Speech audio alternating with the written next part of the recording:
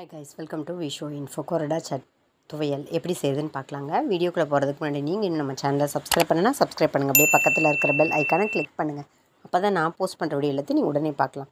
வீடியோக்குள்ளே போகலாங்க. கொரடா துவையல் செய்ய தேவையான பொருள்லாம் பார்க்கலாங்க. இது ஒரு ட்ரெடிஷ்னல் ரெசிபிங்க. நமக்கு எந்த அளவுக்கு துவையல் வேணுமோ அந்த அளவுக்கு நம்ம இந்த திங்ஸ் எல்லாம் எடுத்துக்கலாம். தேங்காய் எடுத்து வச்சுருக்கேன், 1 கப் தேங்காய், 1 டீஸ்பூன் சீரகம், 1 டேபிள் ஸ்பூன் சின்ன வெங்காயம், இந்த ரெசிபிக்கு தேவையான உப்பு, புளி, காரத்துக்கு பச்சை மிளகாய் எடுத்து வச்சுருக்கேன், கறிவேப்பிலை எங்கிட்ட காஞ்சது தான் இருக்குது, உங்கள்கிட்ட ஃப்ரெஷ்ஷாக இருந்தால் எடுத்துக்கோங்க. இந்த துவையலுக்கு தேவையான பொருட்கள் இதுதாங்க. இது நான் புதுசாக ஒன்றும் செய்யலைங்க. இது ட்ரெடிஷ்னல் ரெசிபி தான். அந்த காலங்களில் எல்லார் வீட்லேயும் இது கண்டிப்பாக செய்வாங்க. சத்தான சுவையான கொரடா துவையலுங்க. இதை இப்போ எல்லாம் ஒன்றாவே நம்ம மிக்ஸி ஜாரில் சேர்த்து அரைச்சிக்கலாம். தேவைப்படுற அளவுக்கு மட்டும் தண்ணி சேர்த்துக்கோங்க. அப்படியே செண்டு மாதிரின்னு சொல்லுவாங்க இல்லையா, அந்த மாதிரி செண்டு மாதிரி நம்ம அரைக்கணும். இதை நிறைய தண்ணி ஊற்றினோம்னா தண்ணியாக இருக்கும், அது அவ்வளோ டேஸ்ட்டாக இருக்காதுங்க. துவையல் அப்படிங்கும்போது ஓரளவுக்கு கொஞ்சம் திக்காக இருக்கணும். ஸ்மூத் பேஸ்ட்டாக அரைக்கக்கூடாது, கொரன்னு அரைக்கணும். அந்த மாதிரி நம்ம எல்லா திங்ஸையும் மிக்ஸி ஜாருக்கு மாற்றியாச்சு. இப்போ இதை அரைச்சிக்கலாம். பாருங்கள், சூப்பராக அரைச்சாச்சு. இப்போ இதை ஒரு பிளேட்டுக்கு மாற்றிக்கலாம். பாருங்கள், அட்டகாசமாக நம்மளோட கொரடா துவையல் ரெடி ஆயிடுச்சுங்க. இது ட்ரெடிஷ்னல் ரெசிபி மட்டும் இல்லாமல் சத்தான சுவையான ரெசிபிங்க. அந்த காலங்களில் இதை அதாவது ஒயிட் ரைஸுக்கு நெய் ஊற்றி இதை மிக்ஸ் பண்ணி சாப்பிடுவாங்க. வேறு எதுக்கும் அவ்வளோவா சாப்பிட மாட்டாங்கன்னு நான் கேள்விப்பட்டிருக்கேன். ஆனால் நீங்கள் இந்த ஒயிட் ரைஸுக்கு மட்டும் இல்லாமல் சூடான ஒயிட் ரைஸுக்கு மட்டும் இல்லை, தயிர் சாதத்துக்கு தொட்டு சாப்பிட்டு பாருங்கள்.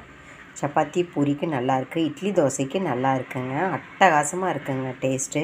இந்த கருவேப்பிலையோட ஃப்ளேவர், தேங்காயை ஃப்ரெஷ்ஷாக அரைக்கிறோம், அதனால் அது தேங்காய் எண்ணெய் மிக்ஸ் பண்ணி சாப்பிட்ற மாதிரி அந்த ஆனியனோட ஃப்ளேவரில் எப்படி சொல்கிறதுனே தெரிலங்க. அவ்வளோ டெம்டிங்காக இருக்குது இந்த ரெசிப்பியை சாப்பிட. கரெக்டான புளிப்பு, காரம், உப்பு சேர்த்துக்கோங்க. எப்படி சொல்கிறதுன்னு தெரில, நீங்கள் செஞ்சு பார்த்தா தான் அந்த ஃபீல் உங்களுக்கு புரியும்னு நினைக்கிறேன். அந்த காலங்களில் இருக்கிறவங்களுக்கு இது நிறைய பேருக்கு தெரிஞ்சிருக்கும். இந்த காலத்தில் தெரியாதவங்களுக்காக தான் இந்த ரெசிபிங்க. ரொம்ப சிம்பிளான ரெசிபி. நம்ம வீட்டில் தேங்காய், பச்சை மிளகாய், சின்ன வெங்காயம், சிகப்பு மிளகாய் போட்டால் அவ்வளோவா நல்லா இல்லைங்க. முடிஞ்ச வரைக்கும் பச்சை மிளகாய் போட்டு ட்ரை பண்ணி பாருங்கள். கண்டிப்பாக இந்த கருவேப்பிலை நம்ம சேர்த்துருக்கிற ஒவ்வொரு பொருளும் எதையும் மிஸ் பண்ணாமல் கரெக்டாக இதே மாதிரி சேர்த்துக்கோங்க. அட்டகாசமான டேஸ்ட்டில் இருக்குங்க. இதை பிடிக்கலன்னு யாருமே சொல்ல மாட்டாங்க, எல்லாருமே பிடிச்சிருக்கு அப்படின்னு தான் சொல்லுவாங்க. இதை சாப்பிட்டுட்டு அவ்வளோ டெம்டிங்கான ரெசிபிங்க. பெரியவங்க சின்னவங்க எல்லாருக்கும் பிடிக்கும் இது. கடைசியாக ஸ்நாக்ஸாக இதை யூஸ் பண்ணலாமான்னு கேட்டிங்கன்னா பொரியில் கூட இதை மிக்ஸ் பண்ணி சாப்பிட்டு பாருங்கள். அட்டகாசமாக இருக்குங்க. இதை செஞ்சு வச்சிட்டிங்கன்னா போதும், சூப்பராக இருக்கும். ஆனால் அப்பப்போ ஃப்ரெஷ்ஷாக செஞ்சுக்கோங்க. டிஃபனுக்கும் இது மேட்ச் ஆகுது, ரைஸுக்கும் மேட்ச் ஆகுது. சாம்பார் சாதமெல்லாம் செய்வோம், அதுக்கு சிப்ஸு தான் வச்சுக்குவோம் யூஸ்வலாக எல்லாருமே.